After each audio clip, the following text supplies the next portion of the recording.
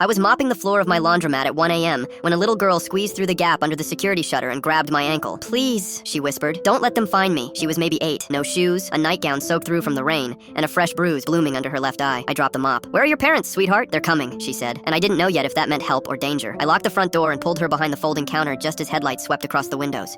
A black SUV parked crooked across 2 spots. A man got out, calling a name. "Ruthie! Ruthie, baby, come on out!" in a voice that cracked between panic and rage. A woman stayed in the passenger seat, phone pressed to her ear, not moving. Ruthie's whole body went rigid against me. "That's my dad," she breathed. "Please don't tell him I'm here." I had 30 seconds to decide who to believe, and nothing to go on but a child shaking against my apron. I called 911 instead of answering the door. I told the dispatcher a child had come to me scared and injured, that a man was outside calling her name, and that I needed help figuring out who was telling the truth. She kept me on the line. The man pounded on the shutter. "I know she's in there. I saw her run this way. She's my daughter. She has a medical condition. She needs her medication." His voice was pleading now, desperate. It sounded real. That was the worst part. It sounded completely real. Ruthie shook her head so hard her hair whipped across my arm. "He doesn't want my medicine," she said. "He wants the papers. Mommy has papers that prove what he did to my brother. He said if she doesn't burn them, he's taking me instead." I didn't understand any of it yet. I just knew a child was bleeding in my arms and a grown man was trying to get through a metal shutter. 2 patrol cars arrived with no sirens, lights only, and the man's whole posture changed. Hands up, voice softening into something rehearsed, like he'd done this exact performance before. The woman in the SUV finally stepped out, and that's when the story cracked open into something I never expected. She wasn't a bystander. She was Ruthie's stepmother, not her mother. The real mother had been missing for 8 months. The papers were a custody filing accusing the father of falsifying his older son's death as an accident. The stepmother had been building a case in secret, recording conversations on her phone for months, terrified that if she went to police too early with too little,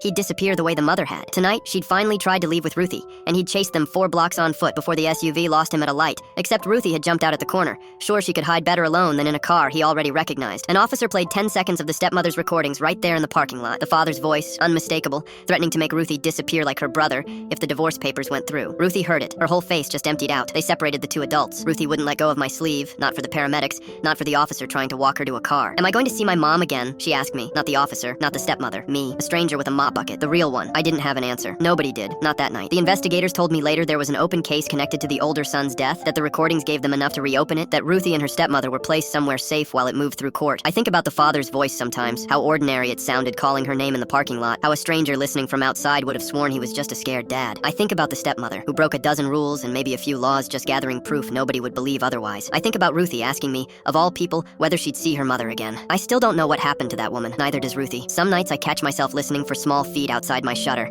like the story isn't finished because it isn't.